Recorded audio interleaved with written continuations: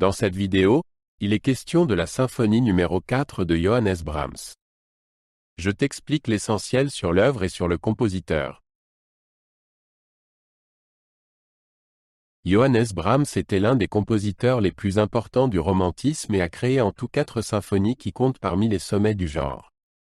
Avec sa 4e et dernière symphonie, qu'il acheva durant l'été 1885 et dont la première eut lieu en octobre de la même année à Meiningen, Brahms mit un point final couronné à son œuvre symphonique.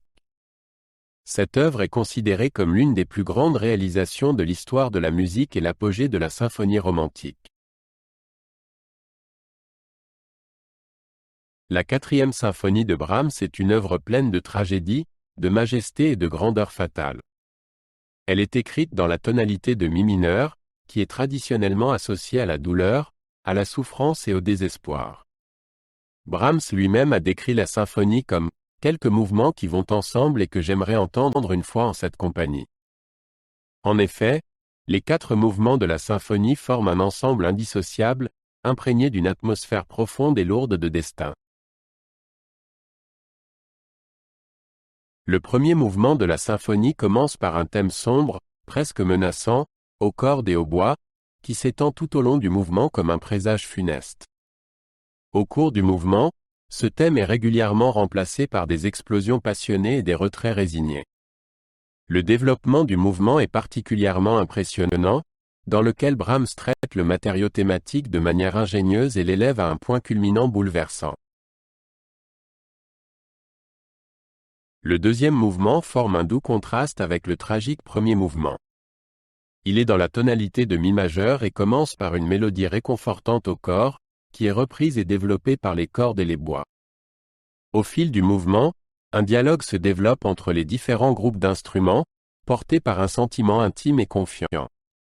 Le mouvement se termine par une coda paisible qui semble être une lumière salvatrice dans l'obscurité de la symphonie. Le troisième mouvement est un allegro giocoso énergique, c'est-à-dire un morceau vif et ludique à 3 temps.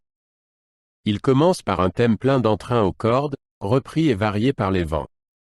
Dans la partie centrale du mouvement, on entend une mélodie lyrique au bois, accompagnée par les cordes. Le mouvement s'achève par une coda brillante qui reprend le thème principal pour le conclure de manière entraînante. Le 4e et dernier mouvement de la symphonie est un vaste final conçu sous la forme d'une passacaille. Cela signifie que le mouvement est basé sur un thème de base qui revient constamment, sur lequel se construisent sans cesse de nouvelles variations et montées. Ce thème résonne d'abord dans les vents et les cordes et est éclairé et interprété de manière toujours nouvelle au cours du mouvement. Dans la coda du mouvement, l'action musicale se condense en un immense point culminant qui amène la symphonie à une conclusion à la fois bouleversante et exaltante. La 4e symphonie de Brahms est une œuvre pleine de profondeur, de complexité et d'ambiguïté. Derrière l'atmosphère tragique et fatidique se cachent de nombreuses références, allusions et renvois qui font de l'œuvre un cosmos fascinant de signification musicale. Ainsi, Brahms recourt dans la symphonie à des modèles et des formes de la musique baroque, comme la passacaille ou la chaconne, et les associe au langage musical romantique pour en faire une synthèse unique.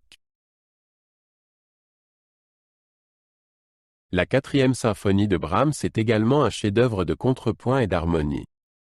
Brahms était un maître du contrepoint, c'est-à-dire de l'art de relier plusieurs voix indépendantes en un tout harmonieux. Dans la symphonie, il déploie cet art au plus haut niveau et crée un entrelac dense de voix et de lignes qui captive l'auditeur.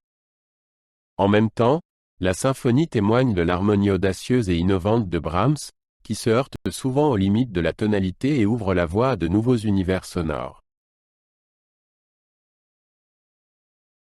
La 4e symphonie de Brahms a été accueillie avec enthousiasme et révérence lors de sa création et est encore considérée aujourd'hui comme l'une des symphonies les plus importantes et les plus sublimes de l'histoire de la musique.